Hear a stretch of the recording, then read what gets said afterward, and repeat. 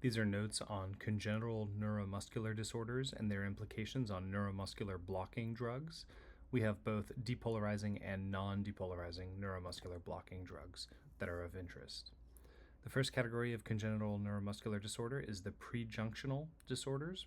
One example of this is Charcot-Marie-Tooth, which has peripheral denervation, and you want to avoid the depolarizing neuromuscular blocking drugs in this case, so avoid succinylcholine. You can also have prolonged non-depolarizing neuromuscular blocking drug effects as well. Another prejunctional disorder is Friedreich's Ataxia, where you have progressive ataxia, cardiac issues.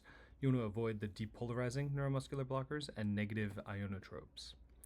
From the post-junctional disorders category, we have dystrophies. Duchenne's muscular dystrophy is the most common childhood type, and it's a deficiency in the dystrophin protein.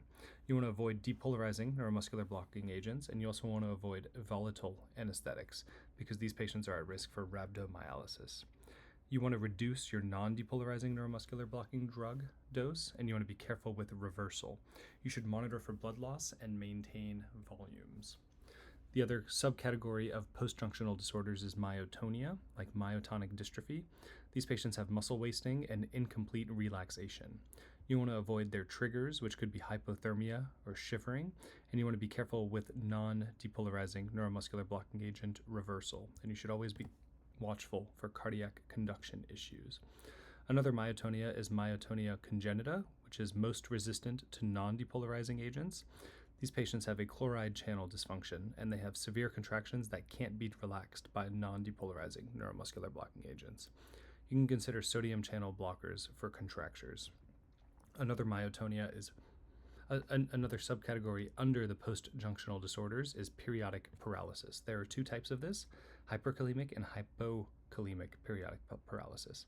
In hyperkalemic periodic paralysis, you want to avoid potassium-releasing drugs, including depolarizing neuromuscular blocking agents like succinylcholine. In hypokalemic periodic paralysis, which is associated with malignant hyperthermia, you want to monitor potassium levels. The third category of congenital neuromuscular blocking disorders is metabolic or mitochondrial disorders. For these patients, you want to monitor your metabolic status. You want to avoid hypothermia. You may need glucose or amino acid infusions, depending on the disorder. You should be watchful for cardiac conduction issues, and you should be careful with local anesthetics and propofol.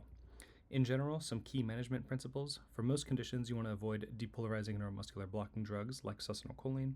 You want to monitor respiratory function at all times, watch for cardiac complications at all times, make sure you manage temperature, and be very careful with dosing and reversal of non-depolarizing neuromuscular blocking agents like rocuronium or vecuronium.